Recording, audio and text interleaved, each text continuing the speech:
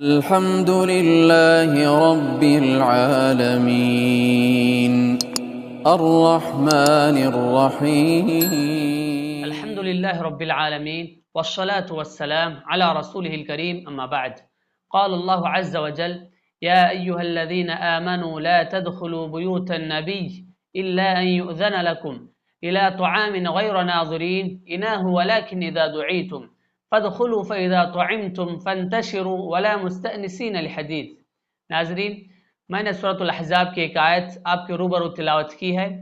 یہ آیت اس وقت نازل ہوئی جب پیارے نبی صلی اللہ علیہ وسلم نے حضرت زینب بنت جحش رضی اللہ تعالیٰ عنہا سے ان پر بنا کیا. بنا کرنے کے بعد ولیمے کی خوشی میں آپ نے دعوت کی. صحابہ اکرام دعوت میں تشریف لے گئے. کھانے سے فارغ ہونے کے بعد صحابہ اکرام باتوں میں مشغول ہو گئے، مصروف ہو گئے. نبی صلی اللہ علیہ وسلم کو تکلیف ہو رہی تھی کہ یہ احباب کب یہاں سے رخصت ہوں گے. پیارے نبی انتظار کر رہے تھے کہ احباب کب یہاں سے جائیں گے. تو یہاں صحابہ سے ایک بھول ہو گئی کہ وہ کھانے سے فارغ ہونے کے بعد باتوں میں مشغول ہو گئے تھے. تو یہ آیت اس وقت نازل ہوئی جس میں اللہ تعالیٰ نے کھانے پینے کے حوالے سے بہت سے آداب بتائے ہیں جن کا ہم سب کو خیال رکھنا ضروری ہے. پچھلے 3 دروس سے ہم کھانے پینے کے آداب کے حوالے سے گفتگو کر رہے ہیں. آج کے اس درس میں بھی اور کچھ آداب ہیں کھانے پینے کے حوالے سے انشاءاللہ جسے بیان کیا جائے گا. آج کے درس کا سب سے پہلا ادب یہ ہے کہ جب ہم کھانا کھا رہے ہوں اس میں خصوصاً دانے والی چیزیں ہیں. ہمارے ساتھ اور بھی لوگ موجود ہیں دسترخوان پر. خاص کر کھجور کا ذکر آتا ہے کہ جب کھجور آپ کھا رہے ہوں، آپ کے ساتھ اور بھی احباب موجود ہیں، تو ایک ساتھ 2 کھجوریں اٹھانے سے منع کیا گیا ہے. سب لوگ ایک کھجور اٹھا کے کھا رہے ہیں، آپ 2 کھجور اٹھا کے کھا رہے ہیں. یہ اچھی بات نہیں. لوگ کیا سمجھیں گے کہ کتنا حریص ہے، کھانے والا ہے. الا یہ کہ کہا جاتا ہے کہ اگر آپ جماعت والوں سے، جتنے لوگ وہاں بیٹھے ہیں، ان سے اجازت لے لیں کہ میں 2 کھجوریں اٹھا کر کھاؤں گا، اس طرح اگر آپ اجازت لیتے ہیں تو پھر آپ کھا سکتے ہیں. تو اس ادب کا خیال آپ اپنے گھر میں بھی رکھیں، اور کہیں باہر بھی اگر آپ جاتے ہیں، کسی گھر مہمان بنتے ہیں، تو وہاں پر بھی اس ادب کا خاص خیال رکھیں.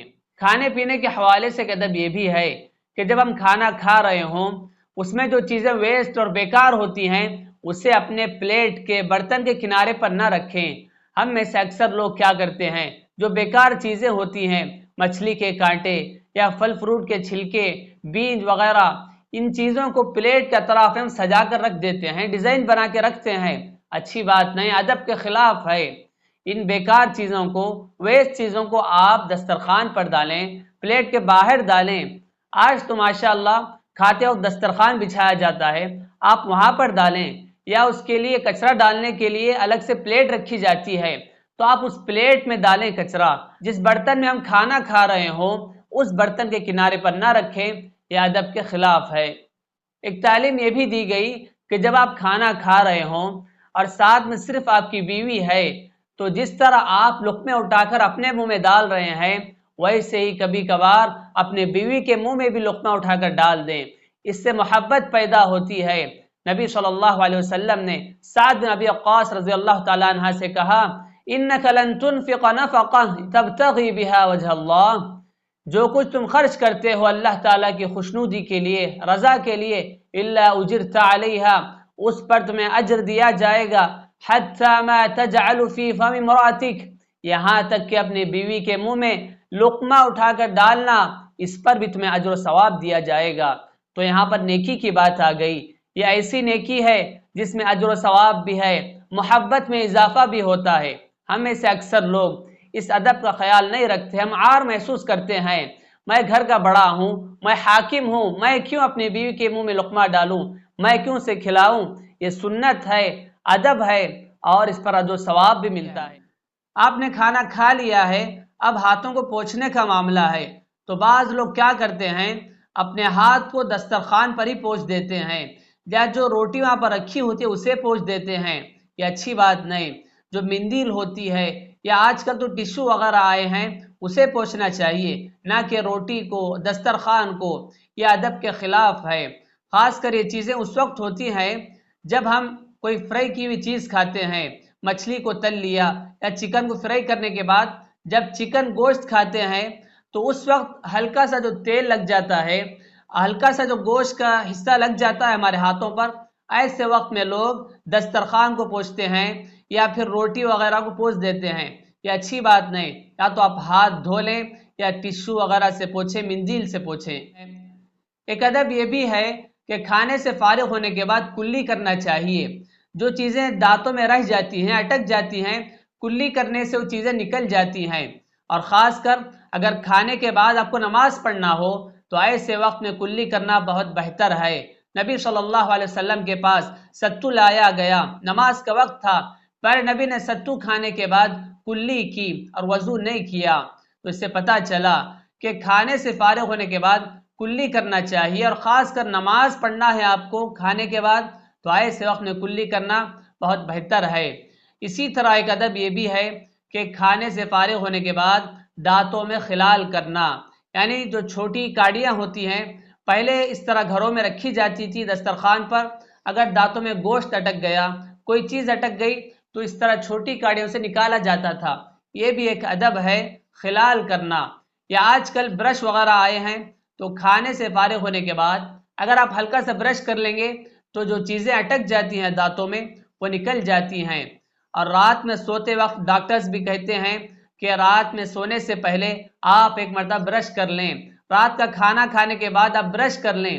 اگر آپ ایسے ہی سو جاتے ہیں تو جو چیزیں دانتوں میں اٹک جاتی ہیں وہ رات بھر ویسے ہی رہتی ہیں، جس سے دانت خراب ہوتے ہیں۔ تو منہ کی صفائی کے لیے کلی کرنا ہے اور دانتوں کی صفائی کے لیے خلال کرنا ہے۔ اس ادب کا بھی ہم خاص خیال رکھیں، اور کھانے سے فارغ ہونے کے بعد ہاتھوں کی بھی صفائی کرنی چاہیے، ہاتھوں کو دھو لینا ہے۔ خاص کر جب چکنی چیزیں ہم کھاتے ہیں تو وہ ہاتھوں میں ایسے ہی چپک جاتی ہیں، جلدی نکلتی نہیں، تو ایسے وقت میں ہمیں ہاتھوں کو اچھی طرح صاف کرنا چاہیے۔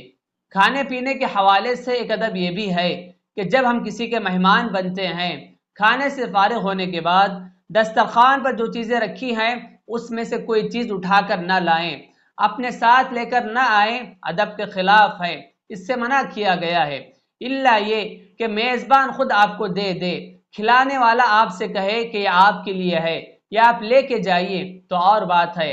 ہم خود سے کوئی چیز اٹھا کر لانا ادب کے خلاف ہے۔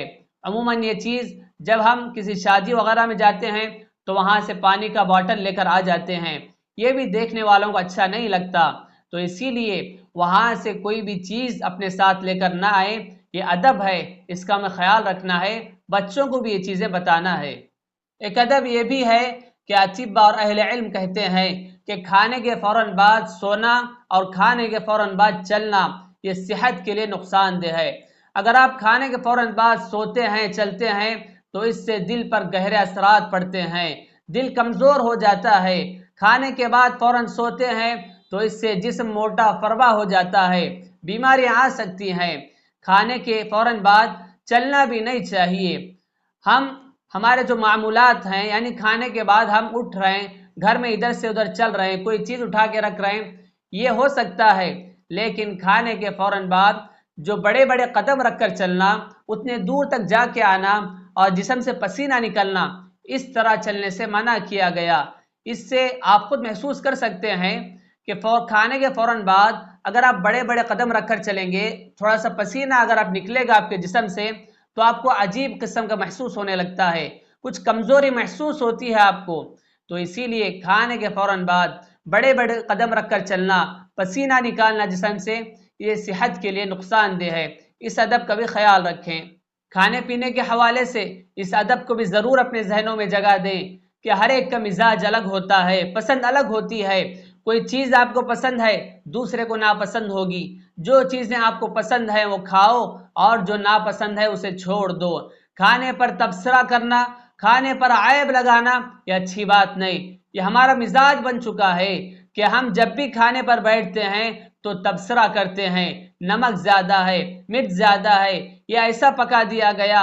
پیارے نبی صلی اللہ علیہ وسلم کے بارے میں آتا ہے ما عاب رسول اللہ صلی اللہ علیہ وسلم طعاما قط، نبی نے کبھی کسی کھانے میں عیب نہیں لگایا ہے، اور وہ بھی فاقہ کیسا تھا، کتنی معمولی غذا تھی۔ حضرت عائشہ فرماتی ہیں کہ ہم 3 چاند دیکھ لیتے لیکن کبھی گھر میں چولہا نہیں جلتا۔ آپ سے پوچھا گیا کہ گزارا کیسے کر لیتے ہیں؟ کہا علی الاسودین، پانی اور کھجور پر گزارا کر لیتے ہیں۔ یعنی 3 مہینے گزر جاتے، اس کے باوجود گھر میں چولہا نہیں جلتا۔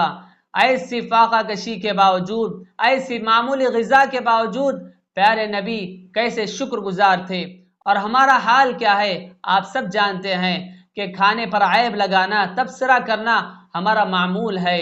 خصوصاً خواتین گھر میں بڑی محنت سے پکاتی ہیں، گرمی میں رہ کر چولہا جلاتی ہیں، پکاتی ہیں، اس کے باوجود اگر ہم ایسے تبصرے کریں تو انہیں اچھا نہیں لگتا۔ خواتین کچھ تعریفی کلمات سننا چاہتی ہیں تو ان کا بھی خیال رکھیں، انہوں نے ہمارے لیے محنت سے پکایا ہے، اگر ہمیں پسند ہے تو کھائیں، پسند نہیں تو چھوڑ دیں۔ عیب لگانا، تبصرہ کرنا یہ اچھی بات نہیں۔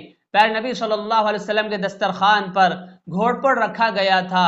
حضرت خالد بن ولید نے دیکھا کہ پیارے نبی گھوڑپڑ نہیں کھا رہے ہیں، پوچھا احرام ہوا یا رسول اللہ، احرام الضب یا رسول اللہ، اے اللہ کے رسول کیا گھوڑپڑ حرام ہے؟ میں دیکھ رہا ہوں کہ آپ نہیں کھا رہے ہیں۔ پیارے نبی نے کہا کہ یہ ہمارے سرزمین پر نہیں رہتا، مجھے کراہت ہو رہی ہے، میں ناپسند کرتا ہوں۔ لیکن وہیں پر حضرت خالد بن ولید نے گھوڑپڑ کو کھایا تو پتہ چلا جو چیز آپ کو پسند ہے وہ آپ کھائیں، جو چیز آپ کو ناپسند ہے اسے چھوڑ دیں۔ عیب لگانا، تبصرہ کرنا اچھی بات نہیں، ادب کے خلاف ہے۔ کھانے پینے کے حوالے سے ایک تعلیم یہ بھی ہے کہ سونے اور چاندی کے برتنوں میں کھانے پینے سے منع کیا گیا ہے۔ سونے کے برتن تو شاذ و نادر، لیکن چاندی کے برتن جگ وغیرہ استعمال کرتے ہیں، اس سے منع کیا گیا ہے۔ یہ جنت کی شان ہے، جنت کی نعمتیں ہیں۔ پیارے نبی نے فرمایا اگر دنیا میں کوئی بندہ سونے چاندی کے برتن میں کھاتا پیتا ہے، اسے یہ بات ضرور ذہن میں رکھ لینی چاہیے، الذی یشرب فی آنیۃ الذهب والفضہ انما یجرجر فی بطنہ نار جہنم، مسلم کی روایت ہے۔ پیارے نبی فرماتے ہیں جو بندہ سونے اور چاندی کے برتنوں میں کھاتا پیتا ہے وہ حقیقت میں اپنے پیٹ میں جہنم کی آگ کو انڈیل رہا ہے، وہ جہنم میں جائے گا۔ وہ پانی پی رہا ہے، حقیقت میں پانی نہیں پی رہا ہے، وہ کھانا نہیں کھا رہا ہے بلکہ جہنم کی آگ کو اپنے پیٹ میں انڈیل رہا ہے۔ تو اسی لیے سونے اور چاندی کے برتن استعمال کرنے سے ہم گریز کریں۔ ناظرین، جس آیت سے میں نے درس کا آغاز کیا تھا ان باتوں کو بتا کر اپنی گفتگو ختم کروں گا۔ جب بھی ہم کسی کے گھر مہمان بنتے ہیں، کسی کے گھر دعوت پہ جاتے ہیں تو ہمیں ان آداب کا خیال رکھنا ضروری ہے۔ صحابہ کرام نے کھانے سے فارغ ہونے کے بعد باتوں میں مشغول ہو گئے تھے، باتوں میں مصروف ہو گئے تھے۔ پیارے نبی انتظار کر رہے تھے کہ یہ احباب کب یہاں سے رخصت ہوں گے۔ صحابہ سے یہاں پر بھول ہو گئی، لیکن پیارے نبی کا حیا کا معیار یہ تھا، انداز یہ تھا کہ آپ نے زبان سے کہنا مناسب نہیں سمجھا، آپ کا چہرہ بدل گیا، لیکن پیارے نبی نے زبان سے نہیں کہا۔ تو اس آیت میں جن باتوں کا ہمیں حکم دیا گیا ہے، سب سے پہلی چیز کہ بنا دعوت کے کسی بھی دعوت میں شریک نہیں ہونا ہے، الا ان یؤذن لکم، اور بنا اجازت کے کسی دعوت میں شریک نہیں ہونا ہے۔ آپ کو دعوت بھی ہونی چاہیے اور وہاں پر داخل ہونے کی اجازت بھی ہونا چاہیے، اسی کے بعد ہم شریک ہوں۔ الا یہ کہ اگر ہمارا کوئی خاص دوست ہے، زید، بکر، عمر، وہ ہمارے اتنے قریبی دوست ہیں کہ اگر ان کے گھر کوئی دعوت ہو، ہم وہاں پر بنا دعوت کے بھی اگر جاتے ہیں تو ہمیں معلوم ہے کہ زید، بکر، عمر یہ خوش ہوں گے، وہ ناراض نہیں ہوں گے تو اور بات ہے، لیکن عام دعوتوں میں بنا دعوت کے، بنا اجازت کے وہاں پر داخل نہیں ہونا ہے۔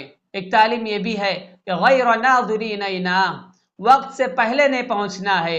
ابھی کھانا پک رہا ہے کہ آپ گھر میں آ گئے ہیں، ابھی کھانا تیار ہو رہا ہے کہ آپ وہاں پر وقت سے پہلے پہنچ گئے ہیں، اچھی بات نہیں۔ میزبان کھانا پکائے گا یا آپ کی طرف توجہ دے گا، وقت سے پہلے جانا بھی اچھی بات نہیں اور تاخیر سے جانا بھی اچھی بات نہیں۔ آپ کو دعوت دی گئی 2 بجے، آپ جا رہے ہیں 5-6 بجے جا رہے ہیں، یا سارے لوگ کھانے سے فارغ ہو گئے ہیں، چلے گئے ہیں، اس وقت آپ دعوت میں شریک ہو رہے ہیں تو آپ کو بھی اچھا محسوس نہیں ہوگا اور میزبان کو کھلانے والے کو بھی اچھا محسوس نہیں ہوگا۔ جس وقت پر آپ کو دعوت دی جائے اس وقت پر آپ وہاں پر پہنچ جائیں۔ سب سے اہم تعلیم یہ ہے، جہاں پر ہم میں سے اکثر لوگوں سے غلطی ہو جاتی ہے، کہ جب بھی کسی کے گھر جاؤ تو کھانے سے فارغ ہونے کے بعد فوراً گھر سے باہر نکل جاؤ۔ وہاں پر بیٹھ کر باتیں کرنا، گفتگو میں مشغول ہونا، ہنسی مذاق کرنا، یہ ادب کے خلاف ہے، اس کا ہمیں خاص خیال رکھنا ہے۔ بعض لوگ اس طرح کرتے ہیں، کسی کے گھر جاتے ہیں تو وہاں جا کر ہنسی مذاق کرنا، گفتگو میں مشغول ہو جانا۔ بیچاری خواتین کچن میں بند ہیں، انہوں نے محنت کر کے گرمی میں ہمارے لیے پکایا ہے، ہم انہیں اور بھی تکلیف دے رہے ہیں، یہ اچھی بات نہیں۔ تو ناظرین، کھانے پینے کے حوالے سے یہ چند آداب تھے جن کا ہم سب کو خیال رکھنا ضروری ہے۔